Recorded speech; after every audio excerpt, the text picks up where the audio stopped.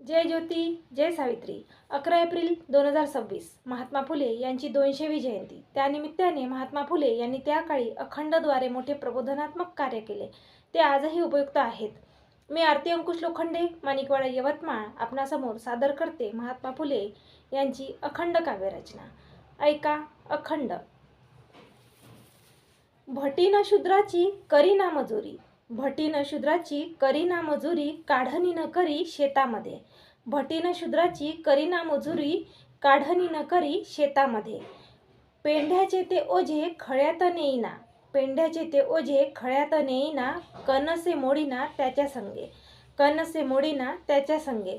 धान्य उपसिता पाट्याती देईना, धान्य उपसिता पाट्याती देईना, बनग्यावारीना हातनीने, बनग्यावारीना हातनीने। शूद्राची आखळी मजुरी करीना, शूद्राची आखळी मजुरी करीना, नखरा सोडीना ज्योती म्हणे।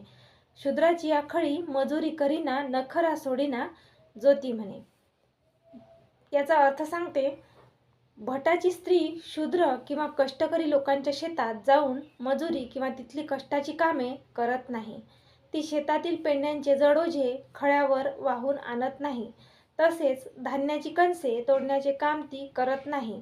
ती वाऱ्याच्या सहाय्याने धान्य उखळण्याचे काम करत नाही, तसेच हट्टाला पेटून कष्ट उपसत नाही। ती शूद्राच्या खळ्यात मजुरी करत नाही आणि आपला नखरा किंवा उच्चवर्णीय असल्याचा गर्वही सोडत नाही। महात्मा फुले यांनी दिलेला संदेश आजही उपयुक्त असून त्यांचे संदेश आपण उपयोगात आणावे ही विनंती सावित्री शक्तीपीठ पुणे महाराष्ट्राच्या वतीने आम्ही करत आहोत। आमच्या सावित्री न्यूज इंडिया चॅनलला लाईक, शेअर, सबस्क्राईब करा आणि आमचे व्हिडिओ असेच पाहत राहा। धन्यवाद।